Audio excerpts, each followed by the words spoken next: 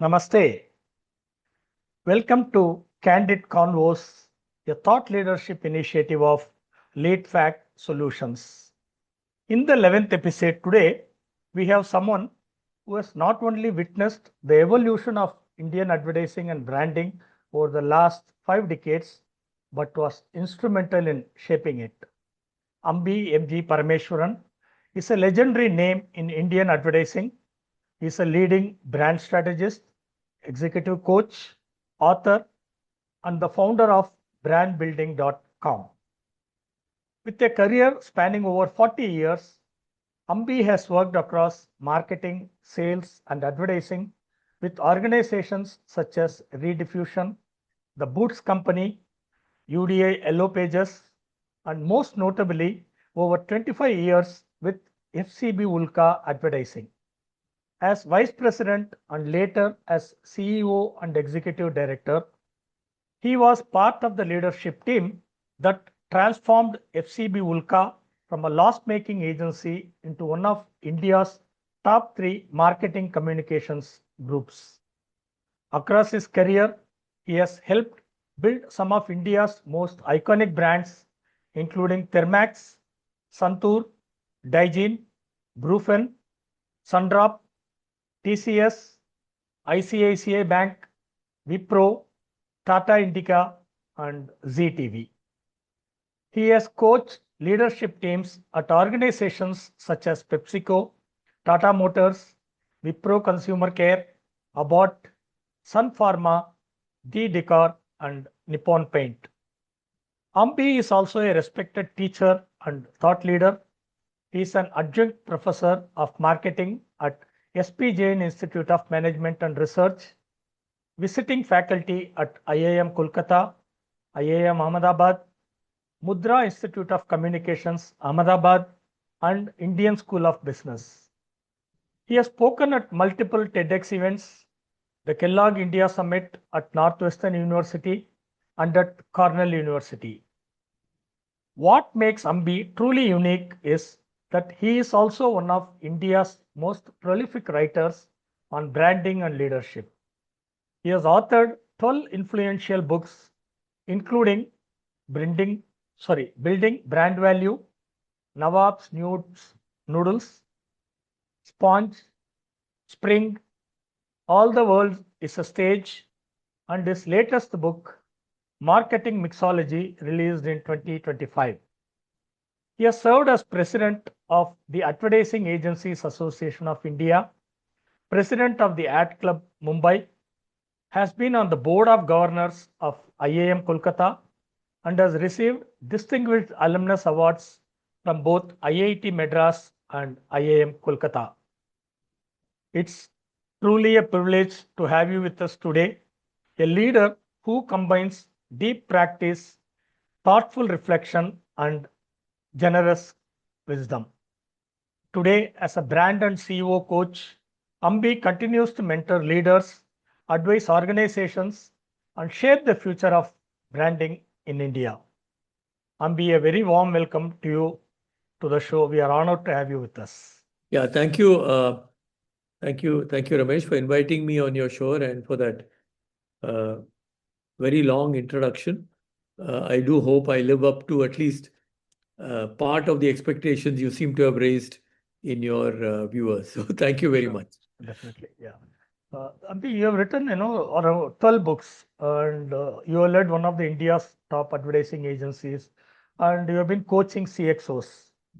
If you have to introduce yourself today, not by designation, but by identity, who is Ambi Parameswaran at this stage of life and career? I would call myself a learner, right? And that is what I've been trying to do all my life, is to keep learning. Right. And I don't think I can teach anyone. So I say that I help people learn. Right. So in a classroom, I'm helping my students learn new concepts. When I'm sitting and coaching CXO level person, I'm helping him learn about himself and about how he can improve his effectiveness. When I'm sitting with a brand manager or a marketing manager, I'm helping them learn how they can do something better with their brand. So I'm a learner, and my job is to help people learn. So that's Right. what I would define myself as in simple terms. Learner and helper. Absolutely. Yeah. Right. And you spent over 25 years at FCB ULKA and led its transformation. Big. And what were the toughest leadership moments in the turnaround? Because, long tenure of more than 20, 25 years and also bringing in a turnaround would call for a lot of roller coaster ride. What do you think are your personal learnings about leading a creative organization? I was fortunate that I joined Ulka at the point where I joined. I know several people had said that Ulka will not survive because they had a pretty bad exodus of talent and Mm, also an exodus of clients. right. But then my then boss, Anil Kapoor, felt that it could be revived, and he, got me to join him in this task, and five of us got together to turn the agency around. And as I suppose the most heavy lifting was done by Anil Kapoor himself, because when he joined in 98, it was really a leaky ship. I joined in, sorry, when he joined in 88, I joined in 89. Right. And he had managed to stem some rot, but we were still nowhere near out of the woods when I joined. So it was a tough ride. I think the most important thing in service industry, and I think it's advertising, consulting, chartered accountancy, everywhere, Mm, talent, right? You have to attract the right set of people, and you have to make sure that you hold them close to your heart so that you don't keep losing good talent. So that's the first thing, which is attract and retain talent. The second important thing in, again, any service industry, B2B service, is that you have to have client relationship which are rock solid. mm, See, if you have a very uh, kind of a fragile client relationships, then you're all the time looking for new business. So some of the things we did was that make sure that when you get a client, the client is there for life. So Amul, for example, was a client who had been with Ulka right from 1984 or 85, and they continued. And there was no way in which we would allow anything to happen to that client. We managed to get Wipro, I think 88 or 89, and then that continued to stay with us till 2016, right? ITC is again a client who uh, had old relationship with Ulka, but had completely broken. So those relationships had to be revived. And they came back, I think, in around 98 or 99, and they continue to work with Ulka. So two things. One is talent. You got to have good talent, and the talent has to stay. They have to see it as a home. The second is, of course, clients. The most important thing for you is clients. You got to make sure you manage your clients. So many agency, and of course, the third important point is that you have to be financially solid, right? You cannot uh, forsake profitability for. So there have been enough occasions where a client has come, a big client who wants us to work at a particular kind of a structure which doesn't suit us. So we say thank you, will not work with you. So we manage those three things, and that is why I think our agency continued to do well. I remember something like, if you take the top 25 people in the agency, the average tenure, I'm saying average tenure in the agency was something like 15 years, and the median number was something like 8 years, right? So we had long relationship with our people. The second, again, if you look at the top 10 clients, the relationship was very, very old. Clients kept to say. So I think it was, though people thought Ulka will not survive, we managed to uh, build a very strong, solid agency. In fact, a colleague of mine, Arvind Bable, wrote a book called The Ulka Way, which captured many of these, fundamentals on how we work together to build the agency virtually from scratch. Uh, it took for a lot of, tough calls. We had to, for example, again, in advertising, you get a lot of people who have ego bigger than the room. So the idea was, if if the guy doesn't match our culture, we can't hire him or her, right? So the very good, some very good people we did not take because we said they will not fit into the culture of the organization. The same thing with clients. Certain clients, we had to say no because it doesn't fit in with what we are trying to build. Then, of course, in advertising, there is also this mania towards winning awards. So some agencies spend a lot of money creating ads which are only entered for awards. We said we will not do that. We will not participate in awards that way. We will do real advertising. If that real advertising wins awards, fine. If it doesn't win awards, no problem. So we kind of avoided a lot of that. So which helped us. And because one of the early things we did, I think in 91 or 92, was we said we will recruit our own talent. So we used to go to management schools, hire fresh talent. People used to say, look, it's a waste of time. These people, you hire them, you train them, they're going to leave in 2, 3 years. But we said, no, this is the way we build our own teams, right? So, as my boss used to say, army of mercenaries never won a war, right? So we have to build an army of believers. How do you build an army of believers? By recruiting them fresh, which is what we used to do. And we were one of the most favored ad agencies and campuses. So it's all a combination of all this. I can't name one particular incident or one particular event which was a turning point. It's a combination of all this. We won some big accounts. We managed to retain those big accounts. Tata Motors was a very big win. We won the account in 98 against all the agencies, and we managed to hold on to that account. I think they still continue to work with that account. So it was a great learning experience. We created multiple business units from the old ULKA structure. We created a second agency.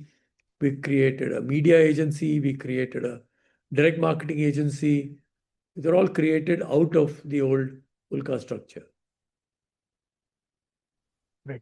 So when it comes to managing talent, Ambi, especially this creative industry, where the creativity plays the key role. So as a leader, what are all the few things that you felt, wow, this is something it's very easy to handle the creative professionals, and some of the hard part, say like this is something no challenge to handle creative people.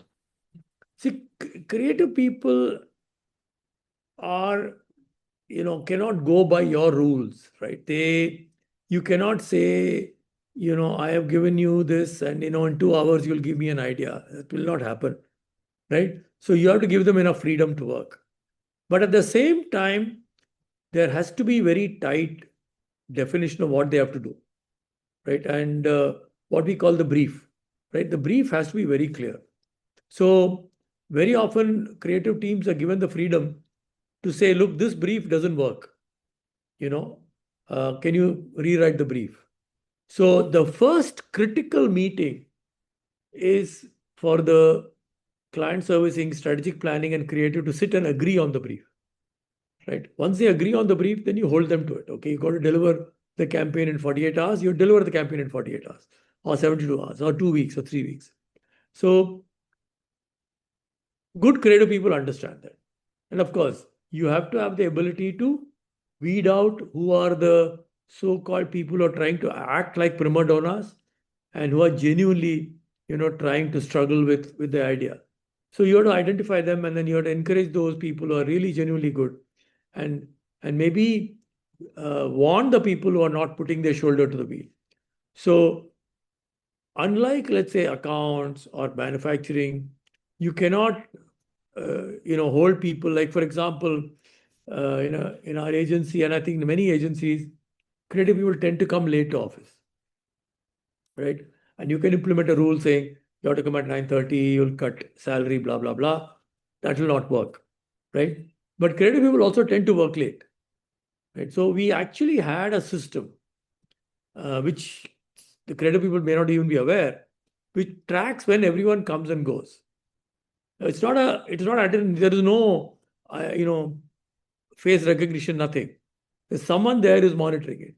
And if we find some person from the creative team tends to come very late, but doesn't put in enough effort, doesn't produce anything, then we call and have a frank chat with that person, right? So we used to know that. We used to know, but the important thing is creative people want recognition. Creative people want to be supported. So if a creative people has a great idea, and I go with the creative person and he presents it to the client, I have to have the courage to fight with the client to say, look, this is a good idea, right? What upsets creative people the most is you take the creative person to the client, he presents the idea, the client shoots down the idea, and the manager says, yes, yes, yes. Now, that's not something acceptable. The client can reject the idea for various genuine reasons. It's no problem. But then you got to have an argument around it. You got to have a discussion around it. And that's what creative people. So creative people say, look, you got to have my back. I'm willing to take a risky proposition. I'm willing to take a risk on this brand, right? But will you support me from the back? So if the creative person finds that the leader is supporting them, then they'll go extra mile for that leader. Very often what happens is the leadership is not willing to stand up in front of the client. If you're not willing to stand up in front of the client, then you're going to have a problem. The creative people will not trust you. The important thing is trust. And I'm saying our creative is true in any business, right? Correct. Exactly.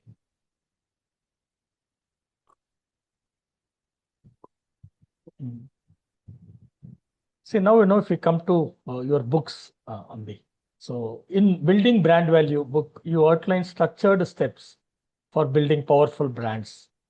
In today's digital and, influencer-led era, what are the fundamentals that you still feel like, yeah, these are all timeless?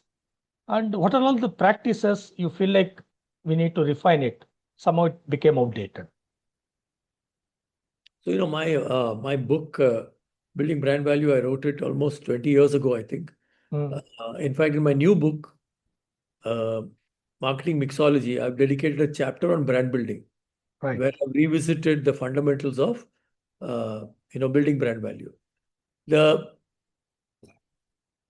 premise of the book was that brand building can be broken up into 5 steps.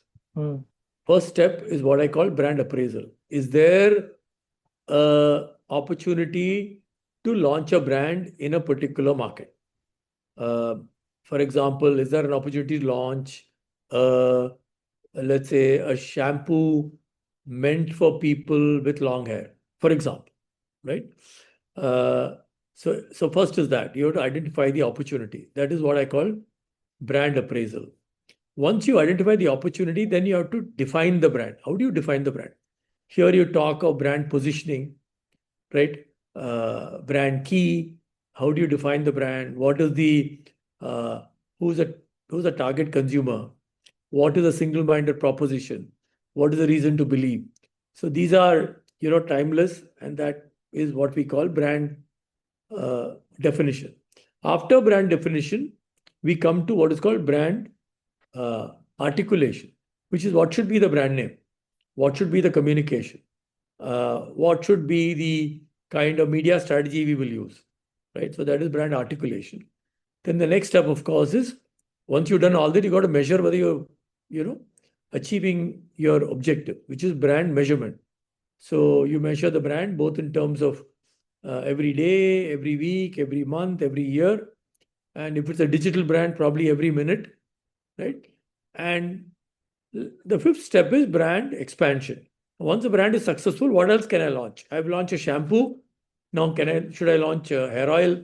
Should I launch a hair color? Should I launch softener? So that is your brand expansion. So these are five steps.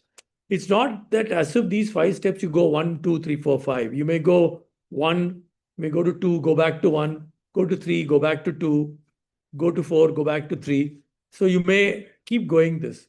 So this is the what I call the brand building pentagon model. 5 steps, brand building pentagon. Now you are saying that, look, with all the digital thing happening, should we throw everything out of the window? Right? We do something very different.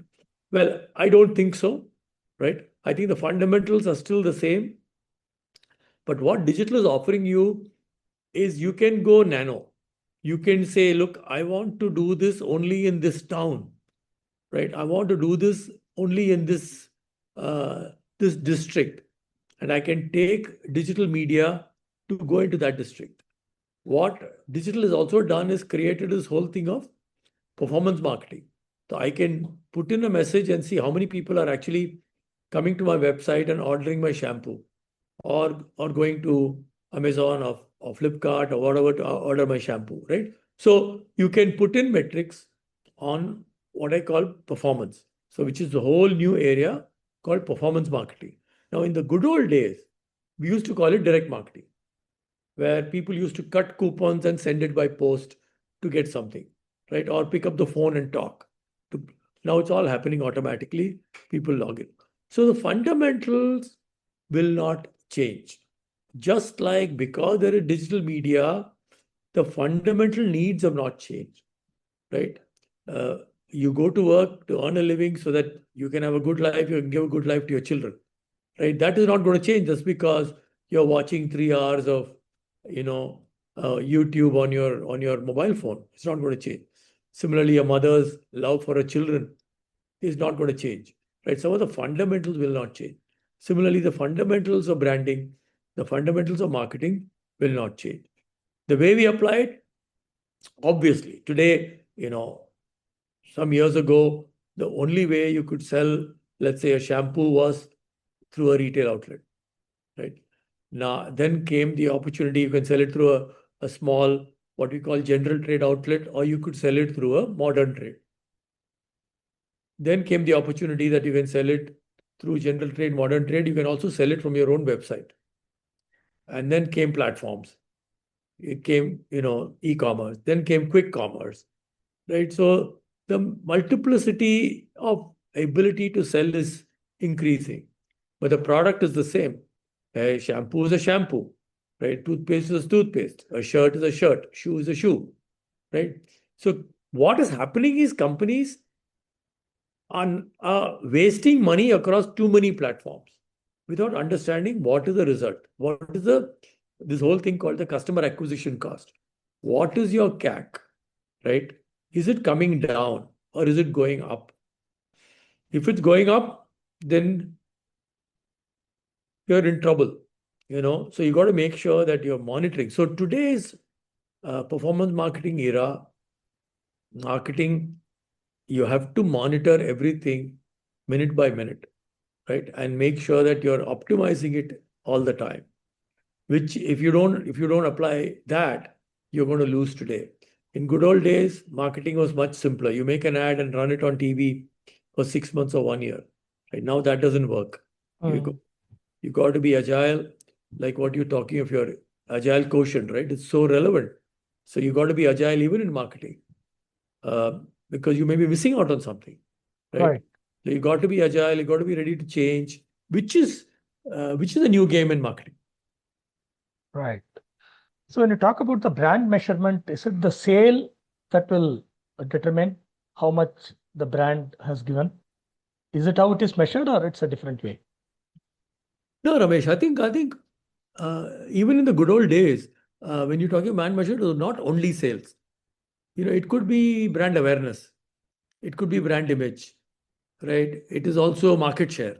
See, my sale can be coming down, but if the market is shrinking, if my sale is coming down, what I need to measure is my market share. Is my market share also coming down, right? So, or is it going up? My sale could be coming down, but my market share could be going up, right? So it's not only sales, it's other factors. But in the digital era, you're monitoring a lot more. You're monitoring things like what is your uh, website visits, right? How many organic search did you have, right? How many people ordered your product? How many people have reordered your product, right? You can measure all this, very, very micro detail, right? How many people are revisiting. How many people are what this whole idea, what is called remarketing and retargeting, right? It's all Demography based monitoring. yeah, Like how absolutely. many, youngsters watched, how many senior people watched, Not only gender. that, you're saying so many people came to my website, Mm, but they all left. They didn't order. So you have to mm, go back and retarget them, right? Saying, look, come back. I've got the new offer for you. There could be someone who bought a product but did not order again. So you have to go mm, back and get them back. So all mm. these are part of brand measurement. Okay. Another book, Nawab's Nodes and Noodles, you tracked 50 years of Indian advertising. How do you see advertising reflecting India's social and cultural evolution? And which period of advertising do you personally consider the golden phase? I may be biased, but um, advertising, the way we see it, used to be mostly television, before that cinema. But I would say the golden era was the television era, when television advertising was the main form of advertising. And a lot of the television advertising was consumed by the whole country, right? You put an ad on Doordarshan, everyone is watching, uh, uh, Ramayan or Mahabharat, and everyone saw the ad. So it became a common currency for the whole country, whether it is, Mile Surmera Hamara film or Doodh film or the Cadbury cricket film or it all became, everyone saw the ad. Everyone saw the same thing. It became almost like currency. That would probably be uh, an era which I would probably fondly recall. Today, even a big tournament like IPL averages a viewership of about 4%, which is uh, pittance compared to the days of, Ramayana Mahabharat, which used to average anything in the region of 30 to 35%. Right? That said, advertising tends to reflect changes in society in many ways, right? How marriages have shaped up, how men and women are behaving, how children are behaving, how old people are behaving, how our dress habits are changing, how the way we see money has changing. For example, if you take let's say take the last 10 years on which I'm doing some research right now. Uh, in the last 10 years, advertising has reshaped the way common consumer looks at mutual fund. And I think one of the big success they've had is the campaign Mutual Fund Sahi Hai, right? And that has dramatically changed the understanding of mutual fund among the common man. And the percentage of money which goes into mutual fund has dramatically increased, thanks largely to that campaign, right? So similarly, in a timeless way, for example, I was reading an ad even yesterday. We don't consume enough eggs, and therefore the campaign, you know, Sunday Eye or Monday Rose Khao Monday is still resonating, right? Uh, so brands like Manyavar understood how Indian consumers are changing as far as marriages and how marriages are becoming very ethnic dominated, and they saw an opportunity to launch a branded ethnic wear for men. So a lot of brands understand changing socio-cultural dynamics and are able to target, that through their messaging. Some of them are very good. Some of them are good social causes also. Some of them are just looking at the way, uh, for example, there's this ad I was again looking at where this old man is getting up, getting ready to leave this house, and his wife is talking to their son who's in a different city. So she asked the old man, "So where are you going?" He says, "I'm going to go and pay the internet fee." So to which the son who's living in another city says, "Done." So then I said, "Done, okay." So he says, "Okay, now I still want to go." So why? "I want to go pay the electricity bill." So the son sitting in a different city said, "Done." So the father says, how can you sit in another city and say, done, done? What are you doing? So, no, I'm paying it through, UPI.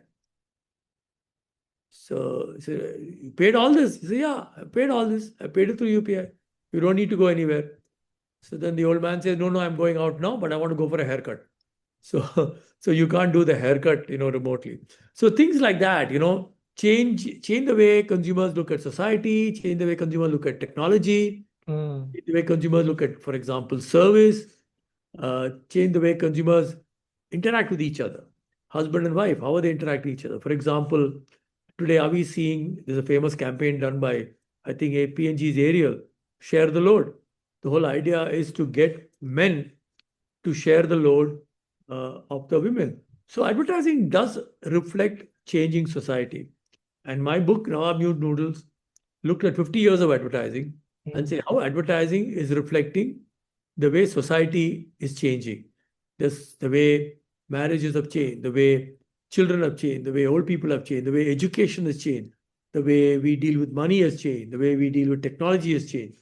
So it's an analysis across different product categories, uh, and the book has done quite well. Yeah. Yes. And on this changing times, the Naukri's Hari Sadhu ad, like you don't have to put up with your arrogant boss anymore. There are options available to you. And that is again another way of saying like, yes, okay, with the changing times. Yeah, so that's the thing, right? I mean, that kind of an ad maybe 30 years ago would have been completely wrong. But today, that ad resonated with the young people because Mm, people are saying, look, I will not work under a toxic boss. correct. So, based on research. So, when you ask consumers, people, why do they change their job? They will give the usual excuse salary was better, title was better. But the real reason may be that they don't like the boss, right? So, that was the insight based on which that campaign got created. Right. And in your book, Sponge, you have spoken about a lot of interactions. If I remember right, you also were talking about your interaction with Sri Ratan Tata for one of the car models. So, can you share some insights as to know how these interactions with the senior leaders shaped your leadership journey or your leadership perspective? So, the book Sponge Leadership Lesson is based on what I've observed interacting with, very legendary leaders and what lessons I could take. So I was fortunate to have interacted with people like Mr. Premji or, Mr. Tata, Mr. R.D. Aga of Thermax, uh, also Mr. Rangachari was, chairman of Central Board of Direct Taxes. Uh, Mr. Ravikant, Mr. Ramadorai. Uh, I had the opportunity of working with all of them. And the point is that every one of these interactions, you end up learning something. And that I captured in the book. And I've also done a podcast called Sponge Podcast. So, and I've also linked what I learned with them through some literature, some book, which also has that premise. It's not rocket science, but there is always some learning which you can do if you apply your mind to it, which is what I was trying to say. Like whether it was, uh, you know, both of us are certified by CFI, we are certified coaches. So let me narrate the story of Pradipto Mahapatra. And Ramesh, if you remember, Pradipto took several wonderful sessions for us when you're in CFI. So when I was setting up the ULKA Chennai office, a friend of mine said that Spencer's has got big plans to grow, and Mahapatra has taken over as the head of Spencer's. So this guy, said that, I will introduce you to Pradipto. So I met Pradipto at the Connemara bar, and my friend Chinan introduced us, and he went. And then I started talking to Pradipto, and we kept talking almost 2.5 hours. At the end of 2.5 hours, Pradipto put out his hand and said, Ambi, welcome aboard. You will be handling our advertising. So I said, Pradipto, don't you want me to make any presentation? He said, no, nothing. You are my man. you will come understand what I have to do, and you'll do it. Now, I learned something from that interaction, because in that 2 hour, 3 hour interaction, Pradipto, whom I had never met before, formed a judgment that, I am getting this guy, I can trust him with my business, and he'll be with me. So the question I asked him was, how do you, he said, look, I know your background. I've talked to you. Right? In a city like Chennai, where will I get a guy like you who I can call whenever I want, right? To help me. So that's all I need. I know you work for Ulka. Ulka is a big agency in Delhi, in Bombay. You will be able to get all the resources if required. So it's done, right? So it talks about the ability of a person to judge people, right? And take a call. And that I learned in that interaction with Pradipto, that in order to, appoint a vendor, it doesn't necessarily mean you hire 20 people and make them do presentation. You can meet one person, Right. form, and you think that's the right person, you can go with that person, right? Which is what, I mean, Pradipto continued to work with us for many years, and he continued to be my friend. And I became a CFI certified coach, thanks to Pradipta. Right. Right? So like this, Pradipta, there is a story involving Mr. Premji. There's another story involving Dr. Kurian of Amul. There's a story involving uh, Mr. Ratan Tata, a story with R.D. Aga of Thermax. So the multiple, Mr. Damodaran, the former SEBI chairman, Mr. Ramadurai of Tata Tata. Consultancy Services. So all every story is with someone who you learned, and I think I was fortunate I could meet with them. But my point is, anyone who's in a customer relationship situation will meet people, right? But it's up to you to then learn from them. Exactly. You can meet the most wonderful people and learn nothing. Exactly. In fact, there is one story in that book which involved a driver we had in our Hyderabad office. I think that's probably one of the nicest stories, right? Um, we were shutting our Hyderabad office because we had no business making losses for 5 years. And we had about 8 people, and we gave each of them an option to transfer to another city, or a fairly generous payout so they could look for another job and get another job. So Gausbai was a driver who'd been with driver for the agency for a long time. So when we talked to him, he said, "Sir, मुझे मालूम था company का हालत खराब है."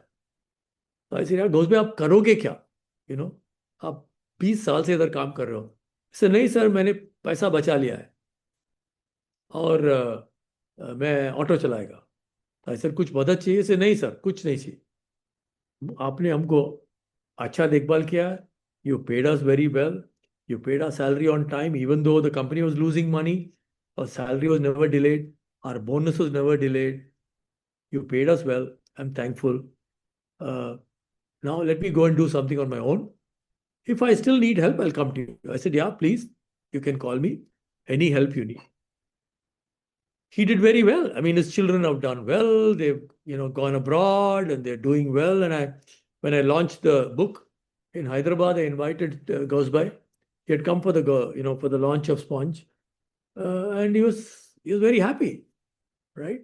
So a person who had a very menial job, but I could learn so much from him, right? And he was a person when, he was an office car driver, right? Right. But normally most drivers sit in the car and sleep. He was not that. He would come to office, he'll come around serving tea, Hmm. he'll say something to be photocopied, he'll take it, get it photocopied. He knew everything that was going on, right? So, there are those people also whom you can learn from. Yes. See, in your book, Spring, Bouncing Back from Rejection, you talk about rejection as a leadership teacher. See, particularly in advertising, how can leaders and young professionals build emotional resilience, Ambi, without becoming cynical? I think, Ramesh, you are you're an executive coach and you do this, for a living. I think every job today, there is rejection, right? And if a rejection kind of destroys you, then you can't go very far, right? So the point is, how do you use every rejection to bounce back? Which is, what can you learn from the rejection? The first thing we do is always, we say, we got rejected because he was a fool. My boss did not understand my proposal, blah, blah, blah. But you have to stop and say, look, no, no, no, let's separate the people from the problem. What is the problem? Okay, this thing got rejected. This thing got rejected, right? So this is not, maybe the problem is with the problem. The idea was not very good. So the whole spring, I've looked at many such incidents where I was rejected, my idea was rejected. I've talked to sports people, who got rejected, didn't get selected for the team. I've talked to IS officers who face rejection. I've talked to academics who face rejection. Everyone faces rejection. The whole book is about rejection is normal. What you do with the rejection is in your hands, right? How can you learn from that rejection and bounce back? That's a book, and it was also rated as, I think, Tata Business Book of the Year award and all that. So it got a finalist mention. So the book did quite well. Thank you. Great. And in another book, All the World is a Stage, you were telling about, personal branding is much more than the social media visibility. So for young advertising and marketing leaders today, what truly builds a credible personal brand, according to you? I think a personal brand you build if you are genuine, right? Who are you? What are you? Are you reflecting this in everything you do? So important thing is to figure out what you are, what you stand for, and then are you reflecting that in everything you do? If you and you need to have a core group which can advise you, saying this is, you think you're very analytical, you're not very analytical. Or if you may think I'm a very communicative person, but you have to find a mentor who tells you, no, no, no, you're not communicative. So the problem today, everyone thinks I can become a personal brand if I post every 2 days on LinkedIn. That is not going to happen, right? So I say that, look, LinkedIn comes at the end, not in the beginning. The beginning, it is who you are. What do you want to be known for? What do you bring to the table? What can you do? And then live that. And then do social media posts. Don't do it the other way. Right. Okay. In your latest book, Marketing Mixology, you talk about blending media and methods creatively. From your agency experience, what combination of traditional and digital strategies have delivered the most unexpected brand success? See, my active role in advertising ended almost 10 years ago, right? But so today, companies are doing a lot of very interesting things with digital media. And some of them are, getting outstanding results, right? So there is no one rule today. The problem which I would like to caution people is, just because something is happening, you don't need to jump into it. Right. Just because there's an India-New Zealand match going on, you don't need to release an ad with a kiwi fruit on it, right? I counted 5 or 6 such ads yesterday. It was nauseating, right? But if you find a good thing you can do, go ahead and do it, right? And grab the moment. But you don't need to grab every moment. What does your brand stand for? The problem is, every brand wants to put out one message at least every day on Instagram. You don't need to. And you don't need to put a new message. You can put the same message if you want, right? But in the desire to do new messages every day, you do search for something and do something stupid, right? So, but I think the whole marketing domain is changing, and all of us have to relearn a lot of things. Like with AI coming in, you can create individualized communication, right, based on what your personal habits are. And that's going to be the next game changer going forward. A lot of brands have done interesting stuff using AI. Cadbury did something with Shah Rukh Khan for a Diwali. I think ITC, Sunfeast, again did a very interesting campaign using AI. So these kind of things, a lot of them are going on, and more interesting things will happen. But in the end, the fundamentals will remain. What is a brand? What does it stand for? What is the positioning? Who's the target consumer? Why should they believe you? That will not, that is going to be the same. Okay. So, someone who has led agencies and coached CXOs and, helped people to learn at the top B schools, what are some encouraging aspects that you are seeing about the next generation of leaders? And what gives you the hope about them? I think the important thing today is the way knowledge is available to you, right? It's available to you through newsletters, available to you through podcasts like what you're doing, Yeah.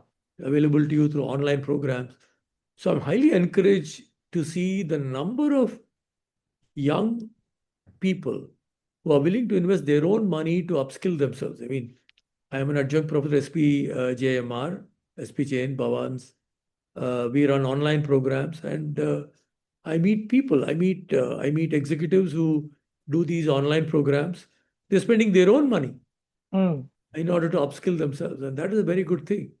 I was, talking to someone who runs a very successful pizza delivery business. Now he says, "Look, I need to understand management. So which course should I do?" Right. So I put him in touch with another friend whose son is running a successful beer business to say he's going through an online program, talk to him and find out if that is worth it, if it is worth it. So I think the good thing is young people today, I mean, our generation, I mean, I'm talking of my generation, your generation is, Ramesh is much younger. In my generation, which is probably 60, 70 years old, once you finish your education, you finish your education. Right? But today, people say, I'm 35 years old. I have at least a 20-year, runway. What should I do to upskill myself? Should I do an online program? So that is a game changer. And I see that happening more and more, which was not the case 25 years ago. So the learning appetite has gone up, and you find it to be because the world is changing. encouraging. I mean, the requirement for coaching. Right? I wish I had an executive coach when I was 40 years old, right? Correct. So I didn't have. But I think today also a lot of young people say that, look, I'm 35 years old, I need a coach, right? Even though the company doesn't pay, I will pay for it. Right. That's a good sign. That's good to note. And finally, Ambi, see, you, after 4 decades in advertising, authoring 12 books, and shaping so many leaders and brands, when people look back at your career 20 years from now, like 2046, if 47 people have to look back, what do you hope they will say about the kind of leader, brand builder you were? Difficult to, first of all, someone should remember you, right? That itself is going to be doubtful because, it's all nanosecond memory today. People tend to forget even before your, ash has dried up. But if they remember and say, look, this guy tried to help people learn, I think that's good enough for me. Okay. Great. That's a nice way to end this conversation, Ambi. Thanks a lot for your time. Very interesting conversation here. Thank you very much. Thank you.